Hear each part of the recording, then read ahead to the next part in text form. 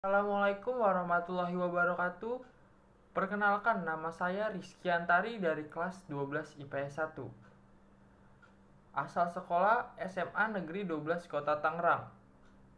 Guru pelajaran Bu Latifah. Kesempatan kali ini saya akan menceritakan sedikit novel fiksi yang berjudul Ges dan An.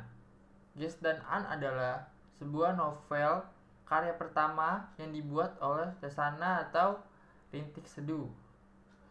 Ini merupakan cover depan dari novel Ges dan An. Ini adalah identifikasi dari novel Ges dan An sebagai berikut.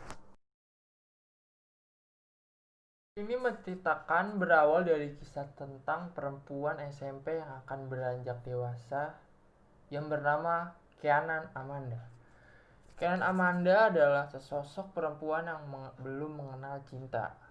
Pada suatu hari, saat acara pensi sekolah yang diadakan setahun sekali, Kenan bertemu dengan Gaza Cahyadi, yang lebih suka dipanggil dengan Ges.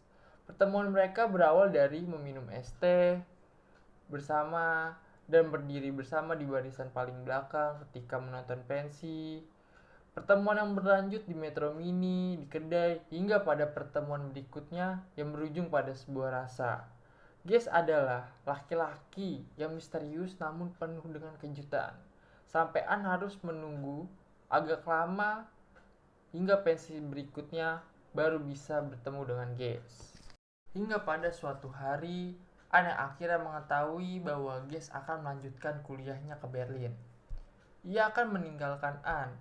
Jika Ges punya pilihan, mungkin ia akan tetap tinggal demi An, namun ke Berlin telah menjadi keharusan untuknya. An sangatlah hancur ketika mendengar hal itu, namun An mencoba untuk ikhlas.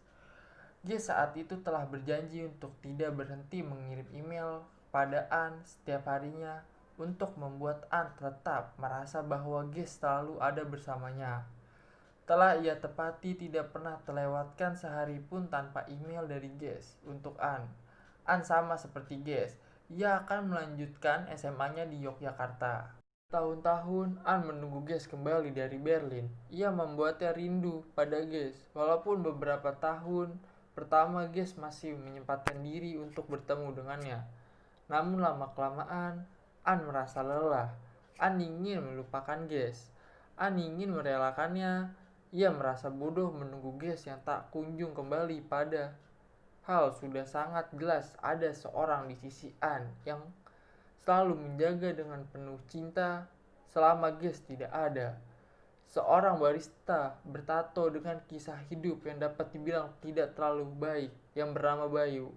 An memutuskan untuk membalas perasaan Bayu.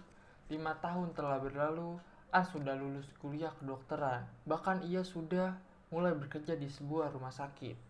Selama itu, An masih berpacaran dengan Bayu. Meskipun sebenarnya ibu An tidak setuju anaknya memiliki pacar bertato seperti Bayu.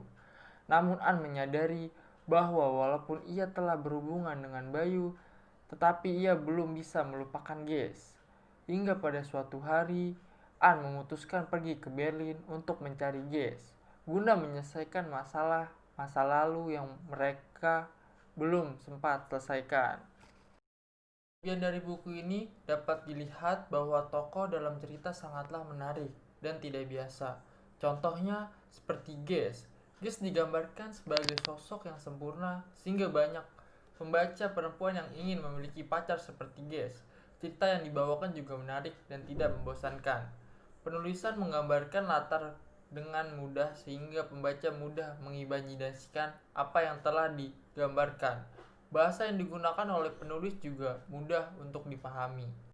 Buku ini memiliki beberapa kekurangan karena masih ada beberapa kesalahan dalam penulisan kata dan tanda bacanya, seperti kalimat baru tidak menggunakan huruf kapital. Lalu buku ini memiliki alur yang terlalu cepat. Sampul buku ini digunakan juga kurang menarik. Padahal ceritanya menarik untuk dibaca, tetapi sekarang penulis sudah membuat sampul buku yang baru dan menurut saya lebih menarik dibandingkan dengan sampul buku yang lama. Ini cocok untuk anak remaja yang menyukai genre romantis. Menurut saya, Cerita ini tidak seperti cerita romantis lainnya, tidak klise. Penulisan memiliki gaya penggambaran dan penulisan sendiri. Cerita menggambarkan tentang kehidupan anak sekolah, pertemanan, dan percintaan. Dalam ceritanya, kalian dapat berimajinasi dengan bebas karena penggambarannya yang mudah untuk dipahami. Kalian dapat merasa bahwa kalian sedang berada di dalam cerita tersebut. Amanat didapat juga baik, seperti pentingnya seorang dalam hidup kita. Sekian dari saya, kurang lebihnya mohon maaf. Wassalamualaikum warahmatullahi wabarakatuh.